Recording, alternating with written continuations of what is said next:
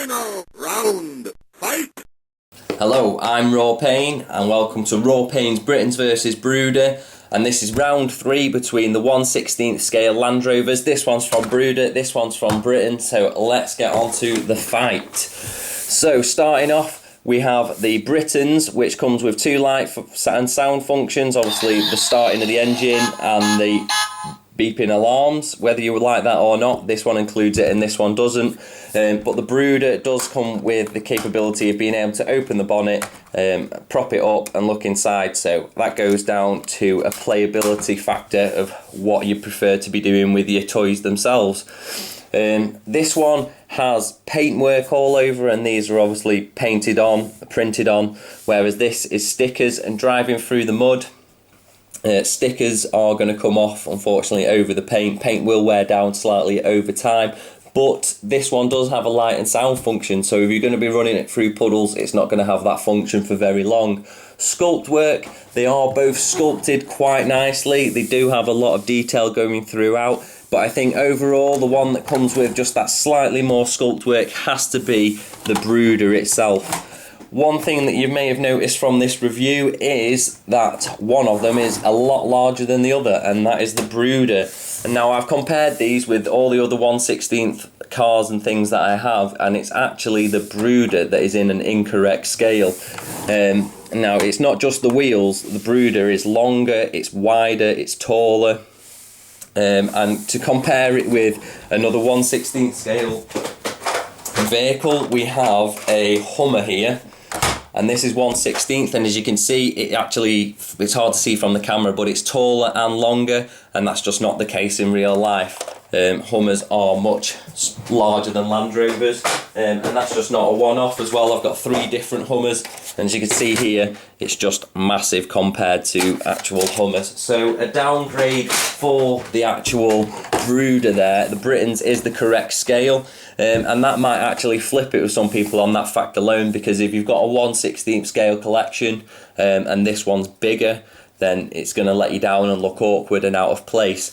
So next we're going to get on to the steering wheel function. On the Britons, it is very limited. It only moves slightly like that, and it's difficult to get your fingers in there, and it's just not that great really. I think I would have preferred that function not to be in there, maybe have a moulded steering wheel a bit further down and just not do anything, because turning it like that is very difficult. Whereas when it comes to the Bruder, you obviously have the steering wheel on the bottom, it plops in really nicely, and the range of motion that you actually get out of it is fantastic. You can definitely play with that. It's easier to push around and manoeuvre and get it to go where you want to go, and when you don't want that function, you just pop that straight out and that hides nicely underneath. So I've got to give that to Bruder. That is definitely a nice touch. Add-ons, this one obviously comes with a lot more sculpted detail on the front. The lights on the back are moulded in plastic. All the windows, we get more of those. We do get the additional air intake, and also we get the roof rack, which can come off. Whereas on this one, we only get the back that pops off, which can be kind of irritating as well, because as you're pushing it round, that does fall off quite regularly because it's held on just by like a pop-on clip. And the back wheel of this one doesn't come off. It does have the tailgate at the back, which is nice, but I think I'd prefer to have the door. Now you can get the red version of this, and that does have the drop tail like that, and it comes with roll bars, and I think you can pick that up for about £18. I'm not sure what the RRP on that is. Obviously on this one, the back wheel does pop off. So I'd have to say for Bruder wins that one between accessories and playability. So all in all, let's go on to price and the verses. This one is £23 RRP, and this one is £30 RRP. I've not really seen this one any cheaper than £20 though, where I have seen this one at £21. That's just the price that it is. Most places, if you look around, you don't have to look too hard for it. So if you're going off that price, then I'd definitely take the Bruder for £1 more. You get a lot more out of it. The only problem is, if you're giving it to slightly younger children, I don't think the Bruder's going to last the test of time. The Britons, I'd imagine, would. Yeah, if you get it where the light function and sound function might go, but it's definitely more durable.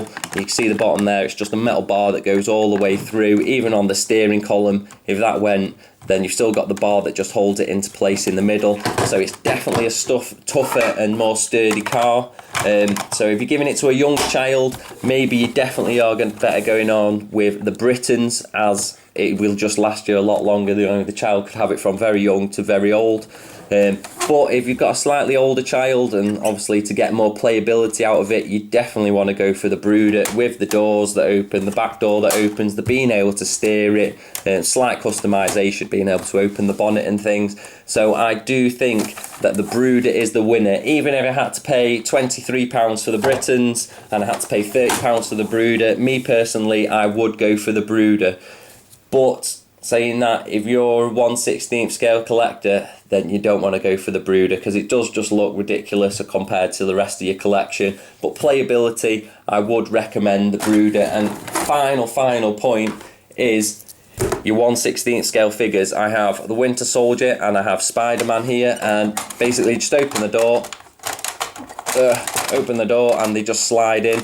Nice and simple. Obviously you can pose them, sit them down properly, and they fit in there comfortably. Lots and lots of space. The same with the back, they can sit down in there.